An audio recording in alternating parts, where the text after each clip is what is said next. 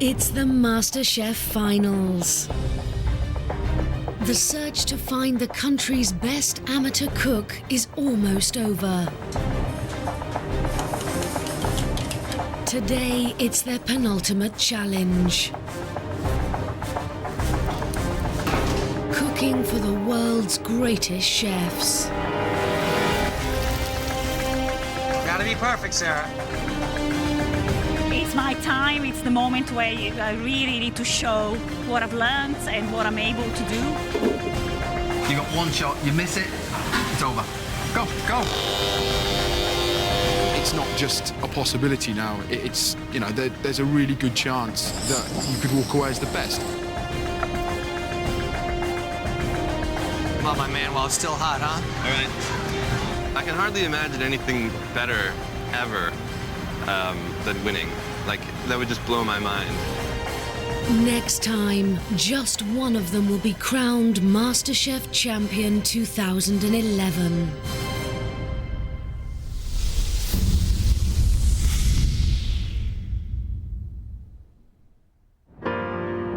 This is New York. With over 18,000 restaurants, it's the eating out capital of the world. You can get everything out there.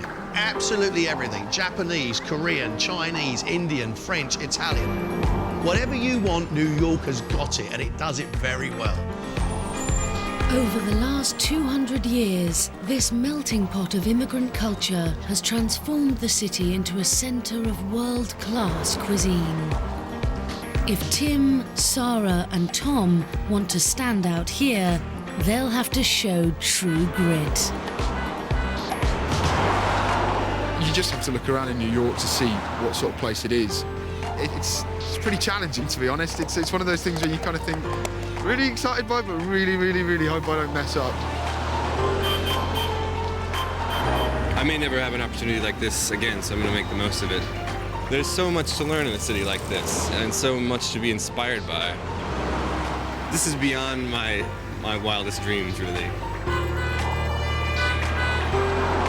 I just need to enjoy it and take as much as possible back to England to try and show it in the final.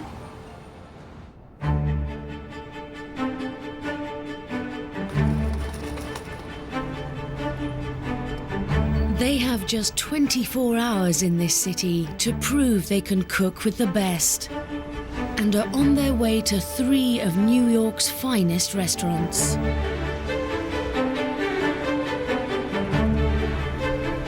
Tom is heading to the 1 Michelin-starred Gramercy Tavern to cook for executive chef Michael Anthony. When this New York institution opened 17 years ago, it was designed as a traditional Yankee taproom combined with modern-day sensibilities. It has just been voted the most popular restaurant in New York for the 5th time. The Gramercy Tavern celebrates the great food of America. It gets all its produce locally. It has an in-house butchery. It does nose-to-tail dining. It is just what Tom wants to do. If there is an epiphany to be had, Tom is about to have it.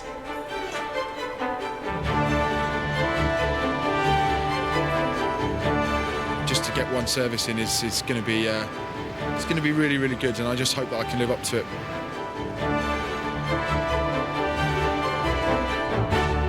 Hey, Tom. Hi, Michael, nice to meet you. Nice to meet you. Welcome. We've got a busy day lined up. Great. You want to check it out? Yeah, definitely. Okay. Today, Tom will be cooking one of Michael's American-inspired dishes, hot-smoked brook trout with a trio of onions.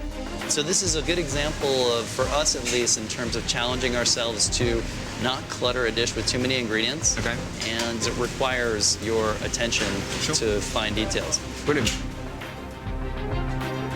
To master this dish, Tom must elevate the humble onion to Michelin-starred status, preparing it 3 very different ways.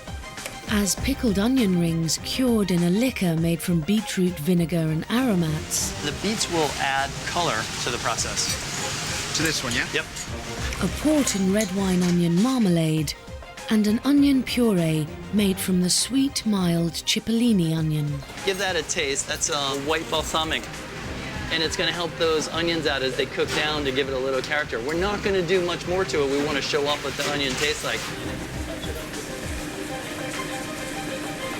The point of the dish is the simplicity of the dish, so it's kind of little touches with the dish like that make it a good dish or make it a mediocre dish.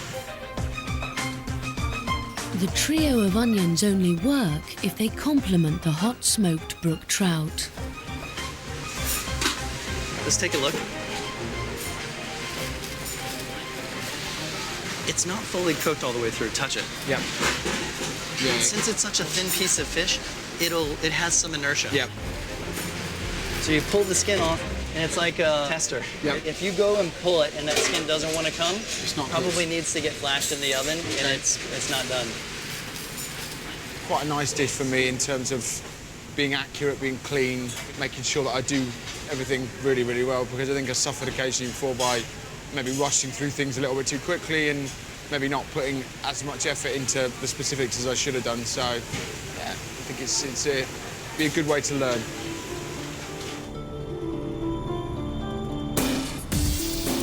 Sarah is being sent to Chef Patron Terence Brennan at Picholine near Central Park.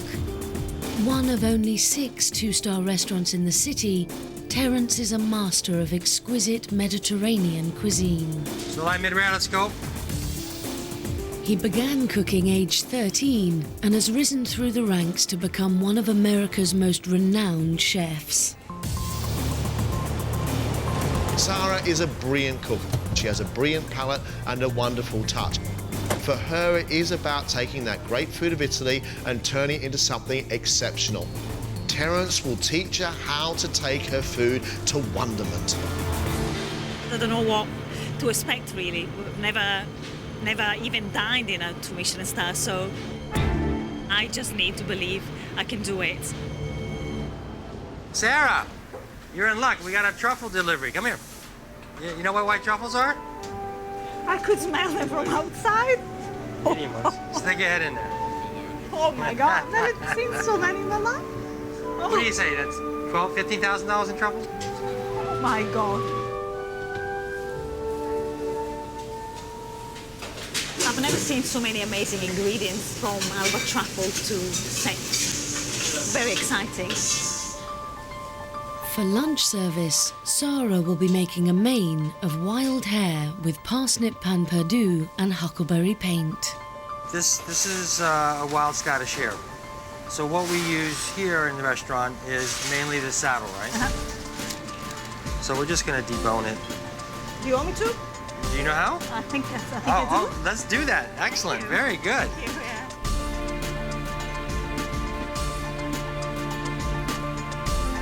I'm really happy because I'm dealing with things that I really like. To be working with such a chef and making his recipes great. The hare is very lean, so we use copious amounts of butter.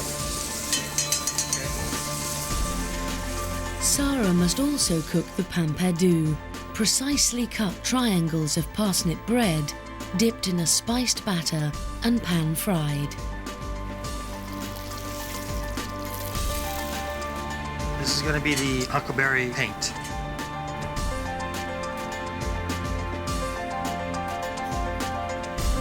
We're going to make a quenelle.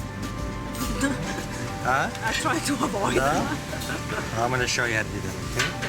We'll start just so. Okay.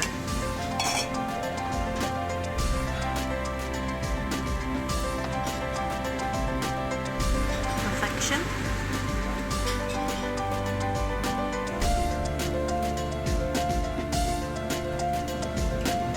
I like that you're gloating like that. I love it. I'm glad you appreciate that, because for me, it doesn't get much better than that.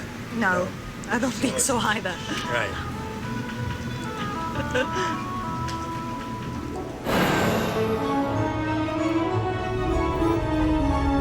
Tim is heading downtown to New York's bohemian Lower East Side and the groundbreaking Michelin-starred WD-50. 40-year-old chef patron Wiley Dufresne is a homegrown talent making a real impact in a city full of stars. Go, Tom. 6th round. Come on. The son of a restaurateur, he produces some of the most cutting-edge cooking in New York and is listed in the world's top 50 restaurants. Wiley Dufresne takes ingredients that necessarily shouldn't go together, but he makes them work. Well, this is a chance for Tim to understand how to take that experimental attitude of his and make it work for a restaurant. There were a handful of restaurants in New York that I'd hoped I'd be cooking at, and this is one of them. I think it's gonna be really cool. Hey, Tim. Hey. How you doing, man? Good, how are you? Good, good. Welcome to WD-50. Thank you, this is amazing. Well, we're happy to have you. Happy to have you. Shall we get to it? Okay, let's do it. Right on. Tim's challenge will be to get to grips with Wiley's innovative techniques and eccentric flavors. This is black garlic. I think you'll find this to be a very interesting flavor, very interesting texture. Sweet, almost licoricey in a way. It has some very incredible flavor notes. Yeah, very nice product. Wow. Anyone that spends any time working here and someone says to you, what was it like working at WD-50? All I want them to say was it made me think. Tim will use the black garlic in Wiley's maverick take on a Spanish romesco sauce, served with lamb loin, pickled ramps, and dehydrated soybeans. Pulse it a couple of times. Then we'll put it in the dehydrator. Once they're fully dried, you'll see they come out like this, which you can hear them. They have a nice... Yeah, it sounds like breakfast cereal. Yeah, well, it is in a way sort of a green granola, you know. You get a sense, I think we've really accentuated those nutty, corny notes. And the grassiness, too. You're using all of your senses, using your ears, using your nose, using your hands. You know, you can smell it, you can hear it. You can see how much that lamb has rendered. That's awesome to me. That's like, I want you to rub that on my back. Now? If you cook the lamb right. So good, so good. It's such a privilege to really be working with Wiley Dufresne. Such a privilege. I've never done anything in the same league as this. I mean, this, if I can make this, it will be the best dish I've ever made. What do you think? It's fantastic. It's more than the sum of its parts. I mean, it's delicious.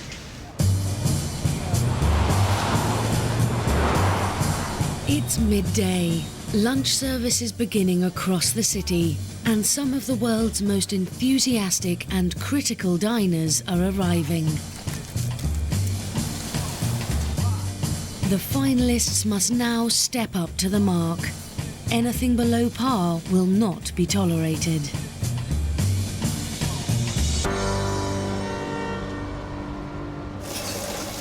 Sarah, Ralph's hair on order. Oh my God. Here we go. At the two-star Picholine, Sarah has only minutes to serve her wild hare with parsnip pamperdou. Cut it straight. Yes, chef. Straight down. Okay, boom.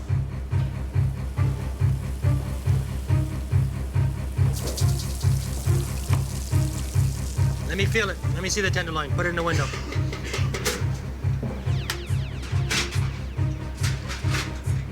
We're gonna fire another one. It's a little overcooked, okay? This is overcooked. Yeah, we're gonna fire another one. Okay. You're talking about 15 seconds to overcook, but you know, you can't serve it. If the chef is not happy, we need to do it again. So that's what I'm doing. Start afresh.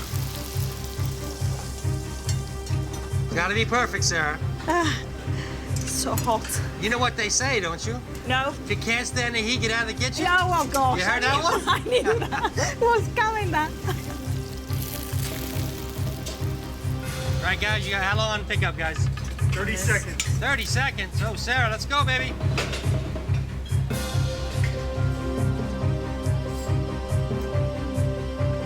good, and just let it roll off slowly, right? Good. We're on the bias this way. Make that cut perfect. I want it nice and clean looking. You're gonna put it in the window and you're gonna come out. There you go, go, go, go. All right, well done, very good, looks great. Thank you, chef. All right, Olivier, pick up.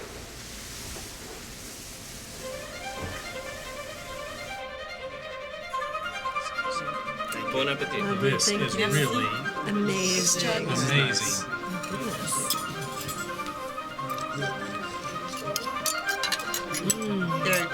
If Sarah wanted to become a professional, I would certainly welcome her into my kitchen. I mean, she did extremely well.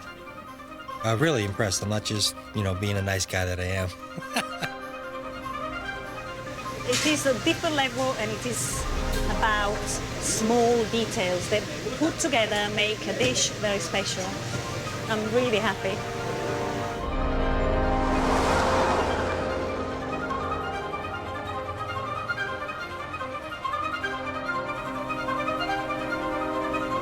You feel all right? Ready to go? Tim's first restaurant service ended in disaster. Tim, I gotta get the nasi gorengs now. One's coming in 1 minute. I don't want one, I want two. I know, I was on the other thing. We're just gonna send one out for one person, the other one's gonna sit there like an idiot waiting. Yes. No! No. You're screwing up my service now, Tim. Now on the verge of cooking in one of the world's top 50 restaurants, can Tim prove how much he has learnt? It's really important that I get this right. If I don't get it right, then I don't deserve to be here. Ordering 4 lamb. Yes, chef. That's you, buddy. Showtime. All right.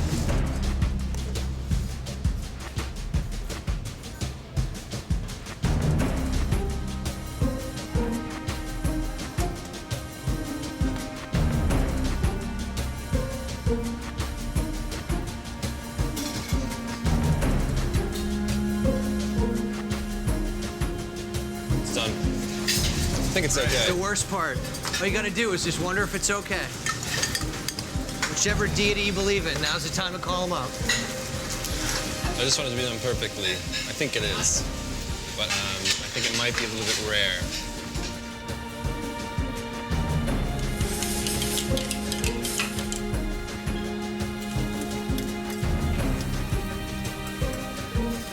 That's good. That's good. Put them on their sizzle platter. All right. Make each plate the same. There you go. There you go. Come on, my man, while it's still hot, huh? All right. Come on. Pick up, please. Nice going, buddy. Nice job. Thanks. Well done. Thank you. Well done. Now clean up your mess. Okay. I think overall Tim did a very good job. His dish looked really tight, really clean. I certainly think he's got talent, and it certainly appears that he's got future as a chef. He seems smart. He seems to have some intuitions, which I think have served him well here at WD50, and I hope will serve him well elsewhere. I feel really sort of validated in my own style of cooking actually working here, because it just goes to show that you can combine unusual flavors and make amazing cuisine. It was really cool, and I wish I could work here some more.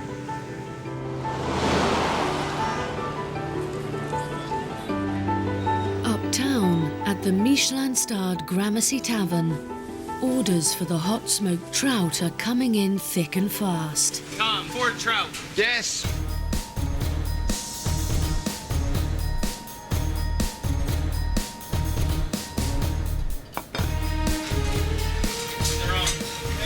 You're coming with Tom on 4 trout. You guys want to talk to each other and figure out how long you need for? How long do you need? 2 minutes. Okay, so I'll start plating.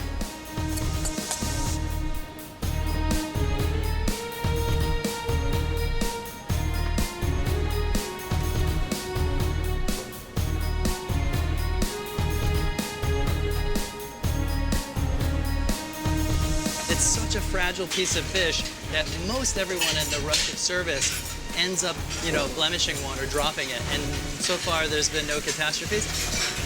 He's doing a good job. There you go. All right, good, Tom. Let's step on it. The other dishes are up. Okay.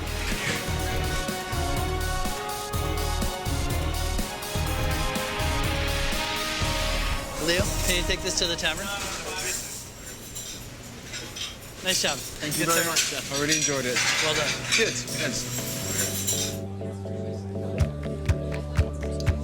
In terms of cooking and seasoning, really nice job. That is a hard thing to do on, you know, your first day anywhere.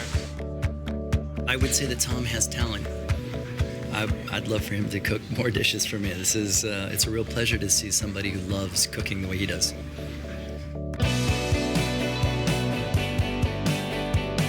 Neil's been fantastic. I mean, today has just been a real experience, you know, cooking in a very, very, very, very good kitchen. And it, you know, it fills me full of confidence that my food is kind of like that. And it's, yeah, it makes you feel good. It makes you feel really good. Well, today has been absolutely overwhelmingly inspiring. Getting good comments and say you cook to perfection feels like heaven. It really does. I'm so proud of myself. I should start believing in myself a bit more, actually. Yeah, I'm very proud. It was really cool, really cool. And I feel like I'm ready for just about anything now. And I can do whatever's thrown at me. You know, doesn't matter how many Michelin stars there are, I think I can do it. Yeah, this has been awesome.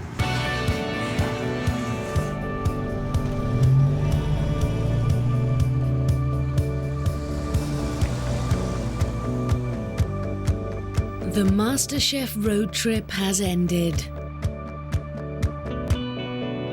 The contestants leave New York to return home to Britain.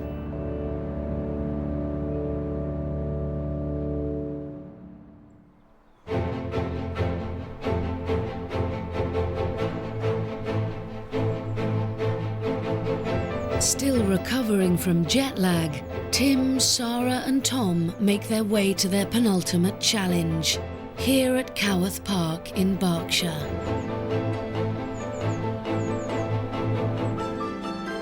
Throughout the competition, they have been inspired and taught by some of the world's greatest chefs.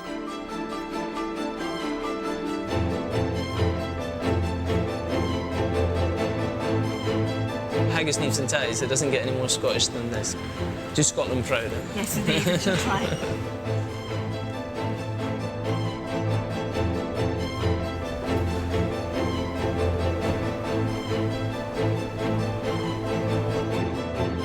I don't know how brave you can be to think that you can twice bake a sole, and to be honest, it works.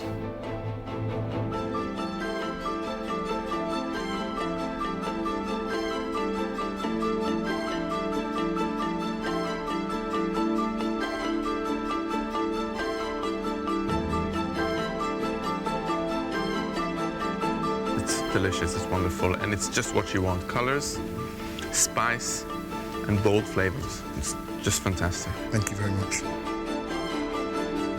With only days until the end of their MasterChef journey, they have returned to cook for some of these great mentors. This challenge will be overseen by their last teacher, John Campbell, who has created an exquisite three-course menu to showcase what they have learnt. Service 52, please. Thank you. John's culinary craft has won him huge plaudits and 2 Michelin stars. We are asking our amateurs to deliver the reputation of John Campbell. Complicated, extraordinary, new and innovative food, and our 3 have to make sure every single aspect is perfect.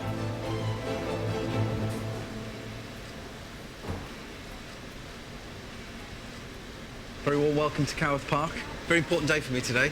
We've got a great guest list, Michelin star chefs. I've never cooked for anybody at that level collectively, so a lot of pressure on not just me, but certainly on yourselves. We need to get it absolutely right. Every element of every dish needs to be perfect. Let's get to it. Follow me.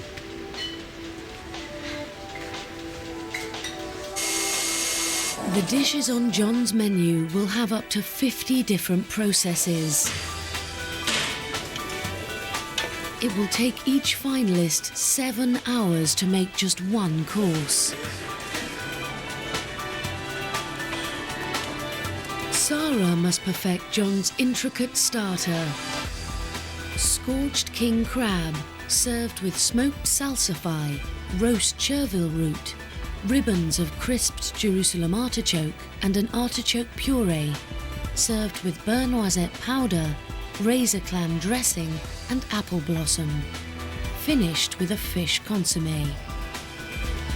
Like, I don't know, there's apple, lemon herb, beurre noisette powder, smoky salsify, Jerusalem artichoke, fish consommé, puree, chevre roots. It's like 20 pages of it. Oh. No, I'll turn the pages as I go along because it's a bit overwhelming actually. Oh my God. Tim will be in charge of the epic main course. Haunch of venison roasted and confit in butter, parsnip puree, red cabbage, molten trompette crumble, pickled and roasted carrots, and raw vegetables in a bacon vinaigrette, finished with a venison sauce.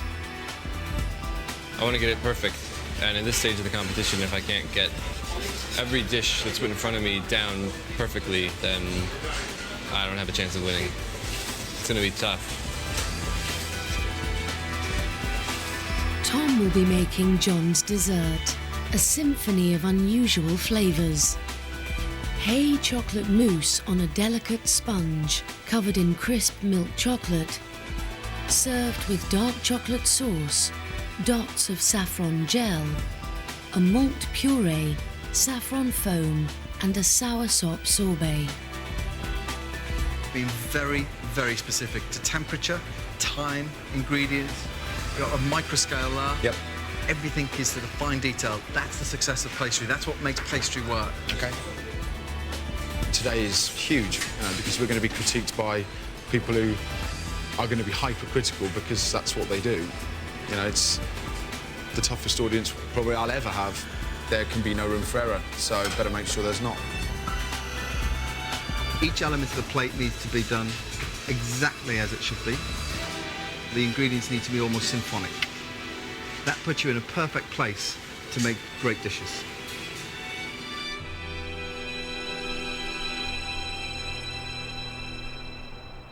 Okay, you got your 2 cream crabs in here.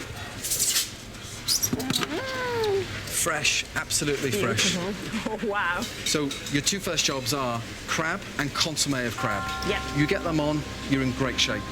Okay? Thank I'll you, leave you Chef. to it. Good luck.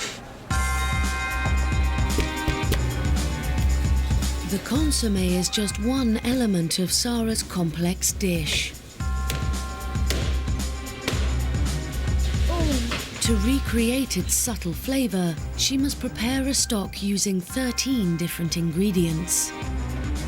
The result will be a crystal clear broth that will bathe and marry every element on the plate. It's crucial that she gets the balance just right. Does it need to be slightly more? No, it's fine. Is it It's happy fine, it's fine. like that? It's fine. Okay. Start thinking like a professional cook. What's in there is the right thing. Not, is it right, is it not? Trust yourself. Trust your instincts as a cook. I've heard that before. Trust it. Trust everything you're doing. Yeah. That's what will get you through today. All right? Chef, yes. Thank you. Okay, you got a pan ready to go.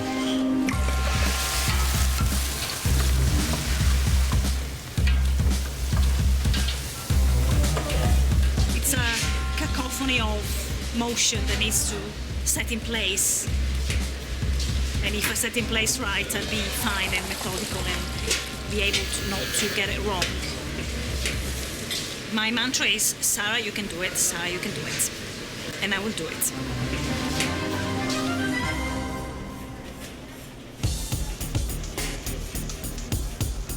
Tim's first in a long list of processes is to butcher the leg of venison. First time I boned a deer.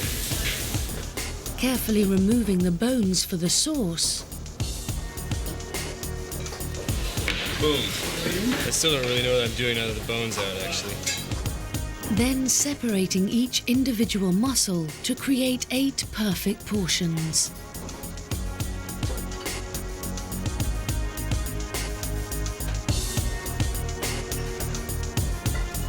You have a unusual look of fear in your eyes. Well, if I have a look of fear in my eyes, it's because I actually am afraid. There's a tendency in me to just sort of do what I know rather than following the rules, you know what I mean? And today you can't do that? No, I can't risk it. I don't want to screw this up, that's all.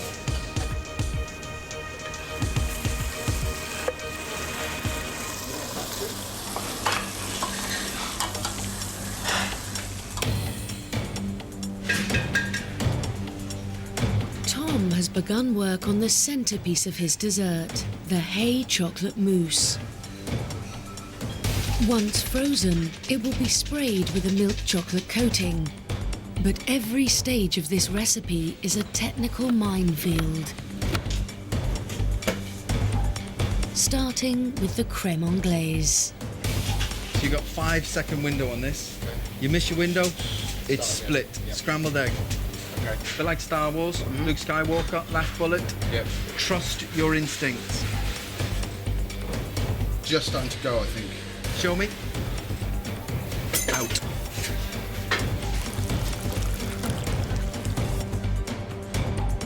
Only when his crème anglaise has dropped to exactly 50 degrees can Tom add the hay chocolate, which has been infused with dried meadow grass to give it a unique flavour of rose and Turkish delight.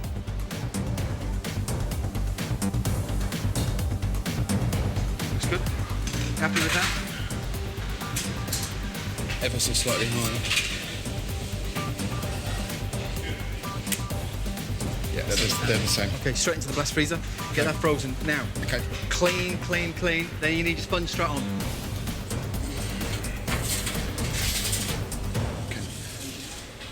It's nice to be pushed, actually, and it's nice to kind of have somebody, you know, he's not there to be nice to you, he's there to do a job.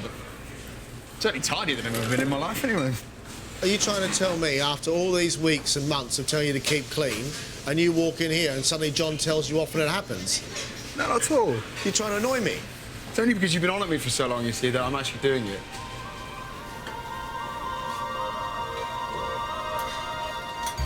Oh, it's a giant thing. Oh my God. The star of Sarah's starter is the Red King crab, the most expensive crab in the world. One this size would cost over £50. Dubai?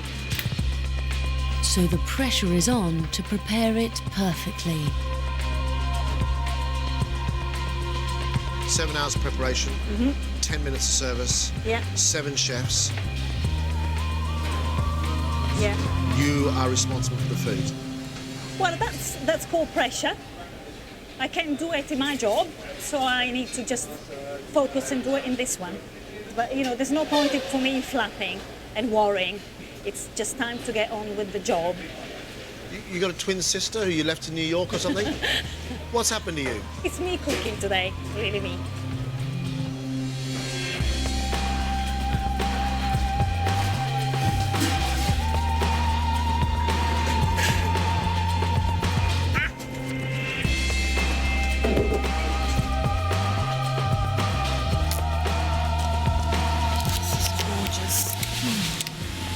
Idea of food sex.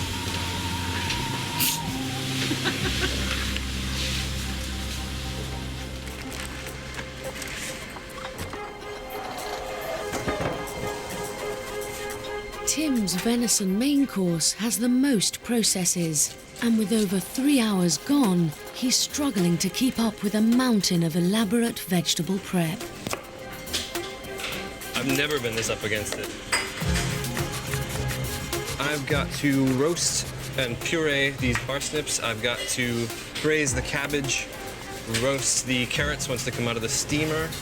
I've got to finish my sauce. And then I've actually got to cook the venison, which means this is going to come down to the wire. But it's doable.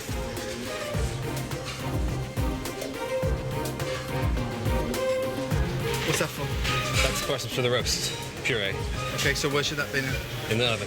Yeah? Started it yet. Okay. Things can be cooking while you're preparing. Okay. Whatever this needs, do it right now. Okay. Tim's behind by 40 minutes, at least. You know, that service bus leaves at 7:30. If he's not on it, it's all over. He needs to be ready for it.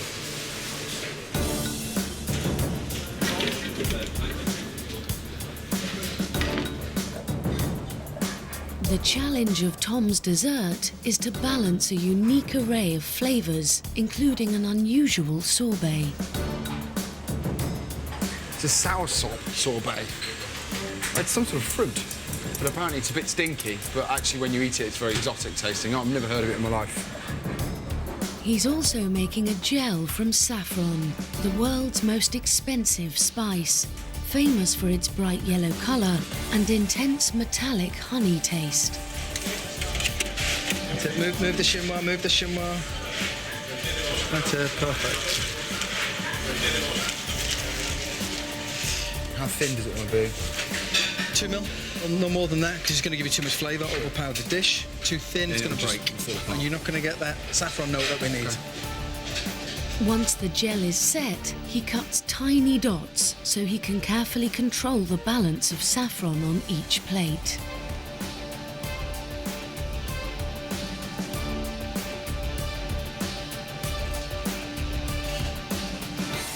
I mean, it's just delicate. The whole thing is delicate, you know. Saffron's such a strong flavour that it can easily completely dominate a dish, and actually you end up with all you can taste is saffron, which isn't the point of the dish.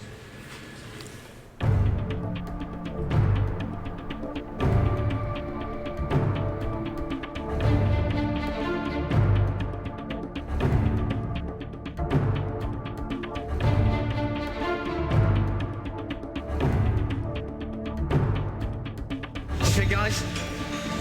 2 hours. That's it. 2 hours, we start service.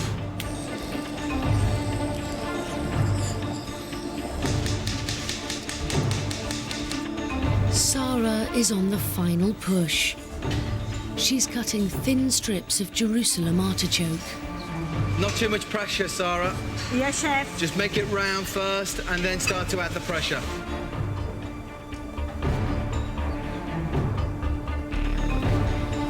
The ribbons are then deep fried until crisp. Next, she makes John's unusual take on a classic French beurre noisette by turning it into a powder. It's like burnt butter to a certain degree that tastes like hazelnut, and it's then mixed with maltodextrin into a powder. It's beautiful.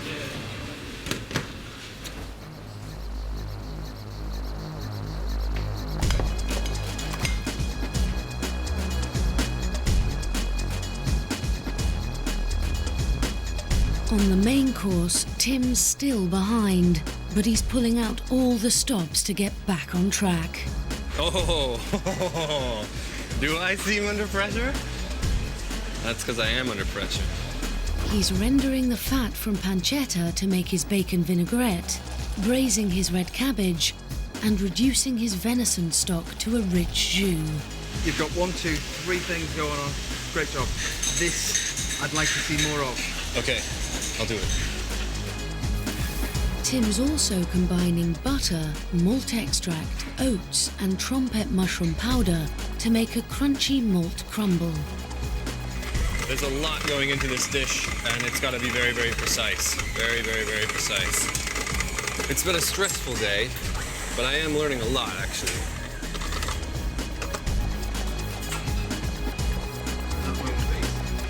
Solid. Yeah. Beautiful. Good.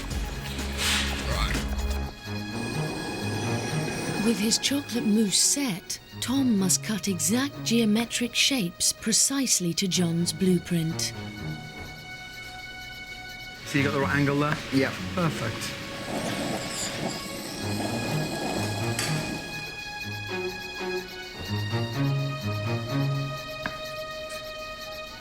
Smooth, accuracy, perfection. The next challenge is to spray a wafer-thin coating of chocolate onto the mousse while it's still frozen, otherwise it won't set. You've got about a minute and a half to get that done. Fine. That's it. You got one shot. You miss it, it's over. Go, go.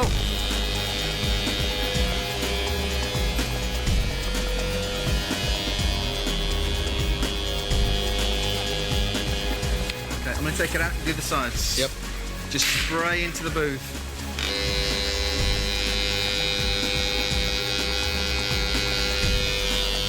Too close, out. That's the distance you need. Flick it, that's it. Stop. Good. Transfer them off onto a clean tray, and then they go in the fridge, not freezer. Okay. Because now they need to defrost. Sure. Okay, Take this to mousse. Yep. Well, Good job.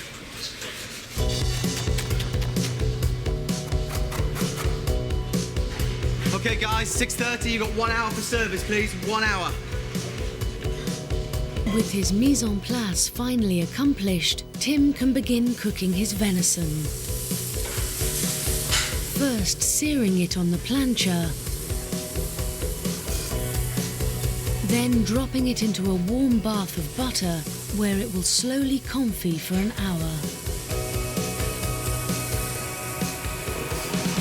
Sarah must now forge ahead, preparing 2 unusual root vegetables for her crab starter. First, chervil root, which will be roasted with garlic and thyme. Try a bit. How lovely. Then salsify, the root of a flowering plant likened to sweet oysters. Once steamed, Sarah must gently smoke it over smouldering sawdust. That's it. I'll put your Salsify. cover very quickly.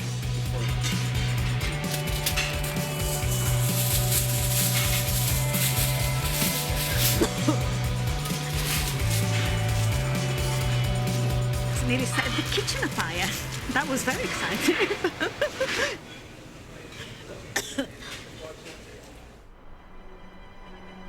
The last time Tom, Tim and Sarah saw their mentors was at the beginning of their journey.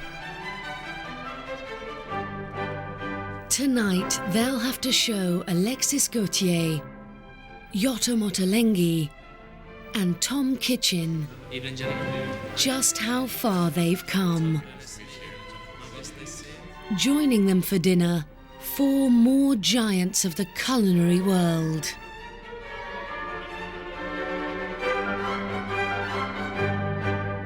Claire Smith, holding 3 Michelin stars at Gordon Ramsay Royal Hospital Road. 2 Michelin-starred Marcus Waring from the Berkeley. Andrew Fairley with 2 Michelin stars at the Glen Eagles Hotel. And Gidley Park's 2 Michelin-starred Michael Caines. Back at Skibo Castle, it was really at the beginning, so I'm sure that they've matured and learned a great deal in that time. I'll be looking for, a beautiful plate with an understanding of the main ingredients. Hopefully, I will have passed that to them. So let's see whether it achieved that. Yeah.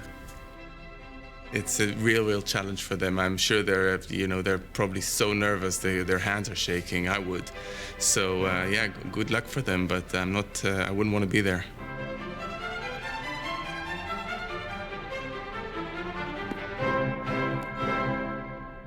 Okay, guys, first course away is 20 minutes. That's Sarah? Yes? Yes, 20 yes, minutes.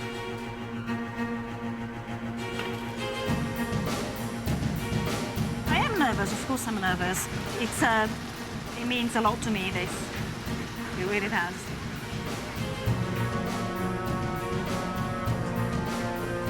I just wonder what salsifying artichokes are going to taste like together with the crab. The most important elements of Sarah's dish can only be done at the last minute. She must pan roast her smoked salsify, chervil root, and beautiful king crab meat. Extract and chop her razor clams for the vinaigrette. Stop. All that in one pan. You start warming this up now. And finish straining her consommé. This needs to be moved quickly, otherwise it's going to start to get cloudy. Okay, yes, chef. Careful. Whoa, no. No, not shaking. No, don't. Shake it. That's Sorry. 4 hours wasted if you do. Yes, sorry.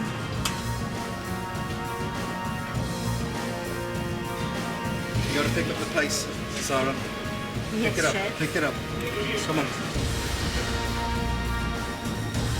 Come on, Sarah. Come on, come on, come on.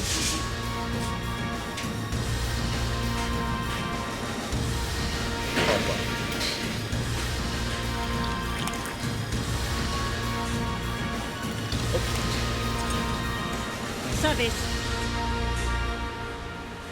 Well done. Great job. Great job. Well done. Well done.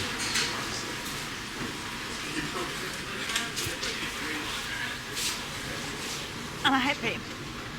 Really. I loved it. I really loved it.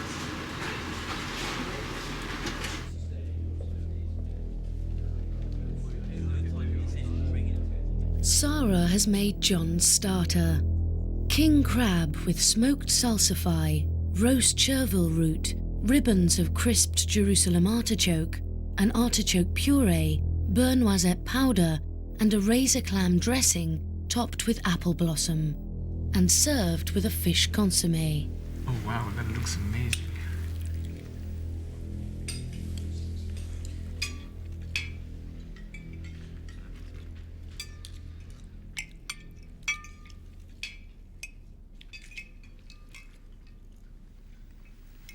The crab was beautifully cooked.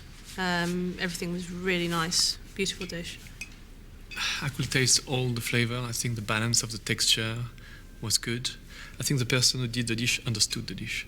Technically, I think it was quite a difficult dish to put together. There's some techniques in there that I'm sure that whoever cooked this had never seen before. I really like the smokiness of it. I really love the Jerusalem artichoke crisp on top, which added texture and a little bit more, an interesting flavor. Very simple, very clean, very fresh, very small. You'd like a lot more of it. Sort of, you know, can have some more. I don't know if Chef Campbell had cooked this or this person had cooked this. I don't know if I would have been able to tell the difference. So, well done.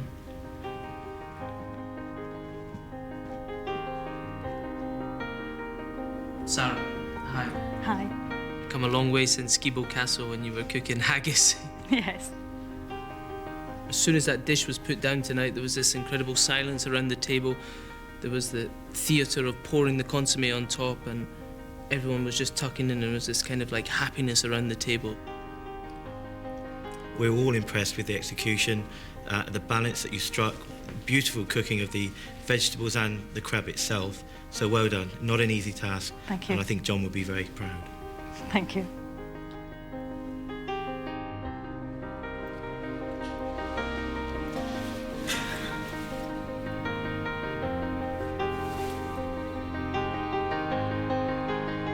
If I had to show character, passion, detail, flavors I have today, I really have. I've impressed them all, so I'm so proud of myself. Well done, Sarah. It's the first time I say it in this program. Well done. I'm happy.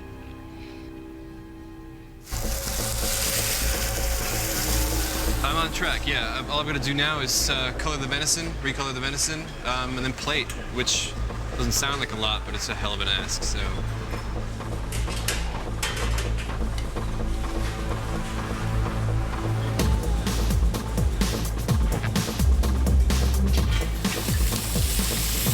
Just get it on, get it on. Use your hands. All right. On. Turn the first, then the second, third. Off.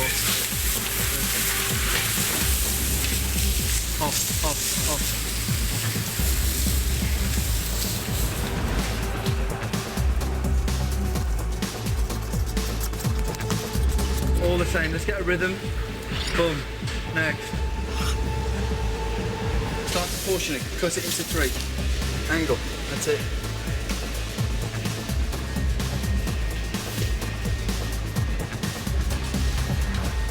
Don't lose your concentration, come on.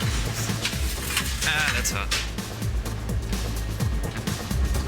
You've got 1.5 minutes. In 1.5 minutes, this meat's going to be too dry. Where's the sauce? Sauce is in front of you. Come on, 10 seconds. I'm not doing it and I'm in a state. 1 spoon, done. Service, pick up. Beautiful.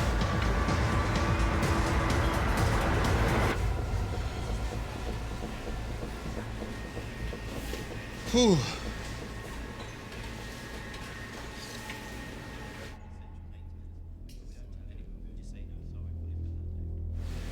Thanks, Chef. Well done. That was good.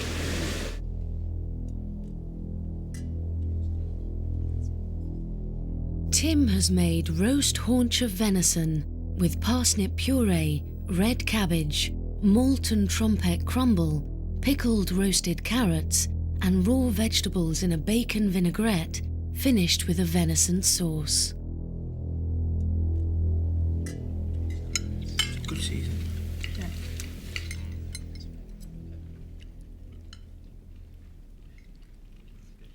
I think the dish itself is very well put together.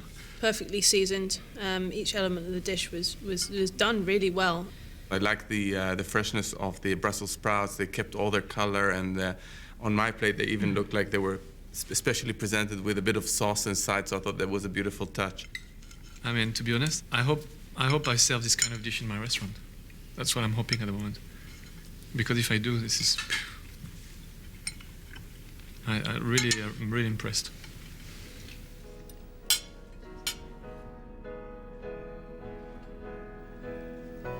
Hi, Tim. Good to see you again. You too. You had a very, very difficult task, I guess, today. That's right? Yes. And all the elements in the recipe were very well executed. Not well executed, I think very well executed. Thank you. Seriously. Have you used techniques like that before? Yes, but not all at once. So it was a push. I think it shows that you've got the skills, you've got the tools, and at this level of the competition, that's what you need. Thank you very much. Well done. Thank you.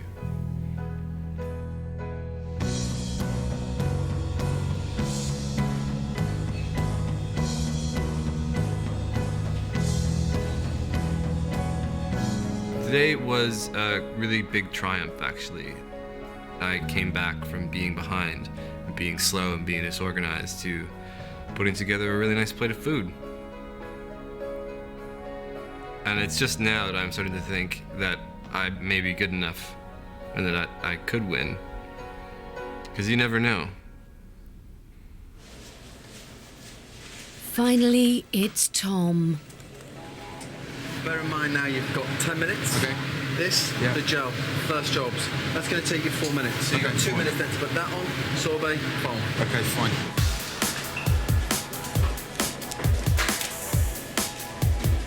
Be confident. Get some confidence in the swipe. Fine. Boom, boom, boom, boom, boom, boom.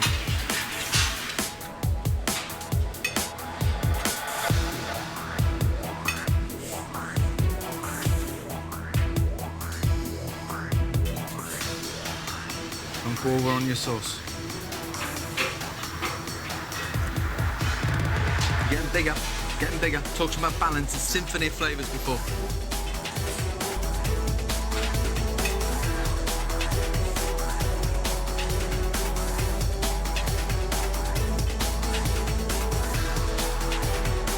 You've got to get the motor in now. You're 10 seconds away. Yep.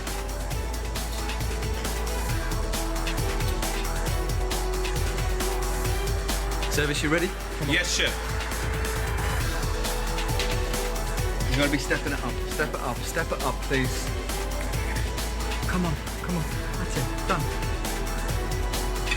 2, LA. 2 service. Oh, yeah. Well done. Thank you. Thank you. Good. Yeah, really good. I really, really enjoyed it. Good job. Thank you.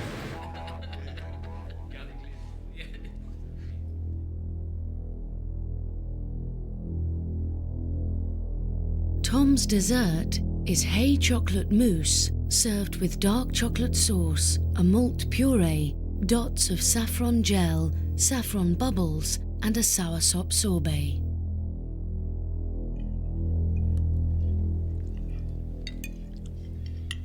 The mousse is soft, really Very soft good. in the middle. Yeah. Really soft, yeah. Well balanced. Yeah. You can taste the saffron, but without taking overpowering. over. Yeah, here you just get a hint of it. So just sort of the end. No, I absolutely loved that dish. I thought there was nothing I could fault about that dish, to be perfectly honest. That was a two-star dish. The textures were wonderful. There was this sort of really beautiful moussey texture in the center that was all soft and velvety. And then you had the chocolate around it, which was really crunchy and lovely. And I thought it was a wonderful surprise. I'm just completely in awe of the way that they've executed this dish. It's got to be measured, it's got to be precise, and it's got to be to John's recipe. And I'm sure John's watched this dish go out and he's been like a little smirk to himself. He's happy. Well done. Hi. Hello, Tom. Hi. Tom, I thought it was a great dish to finish a great dinner. The combination and the harmony of flavours was fantastic, so really well done. You know, I'm really struggling to sort of find fault with it. It was an excellent execution and you've worked very hard, and for me, one of the highlights of the meal. Thank you very much. It was a pleasure to serve you. Thank you.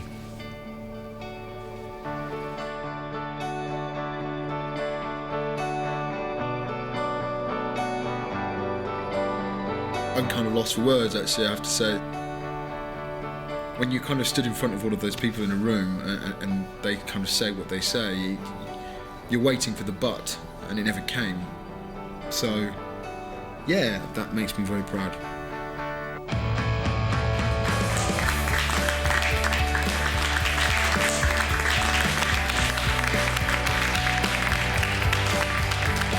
I think today has been extraordinary. The quality of the food they put out of this kitchen has just been absolutely incredible. These guys are serious talent. I really, truly believe they've done us proud.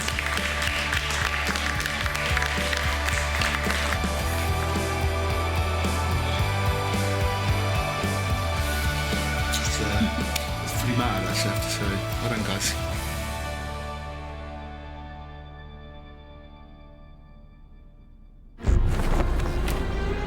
From Australia to New York to the finest food in the country, their journey is almost over. One of these three will become MasterChef champion. It's a very big day. It's up there with having kids and getting married.